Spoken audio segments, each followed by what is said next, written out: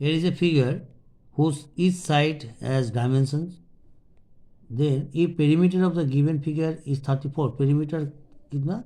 Na 34 centimeter, that means the length of boundary, and then find x নিকাল। তাহলে length of boundary আমার দিয়ে দিয়েছে 34 centimetre. তাহলে এখন আমি করবো কি, at first we have to calculate perimeter of this figure, the some of all sides. That means 2 + 4 + 2 + x + 2 + 5 + 5 + 2 + x + 2 + 4, ঠিক আছে? এই সাইডগুলো সমস্ত সাম আপ করতে হবে। তাহলে সাম আপ এইভাবে না করে তাহলে আমি করি কি, বরঞ্চ 2 আমার কটা আছে, 1 2 3 4 5, 2 × 5, 4 আছে দুটো, 4 × 2, 5 আছে দুটো, 5 × 2, x আছে দুটো, x × 2।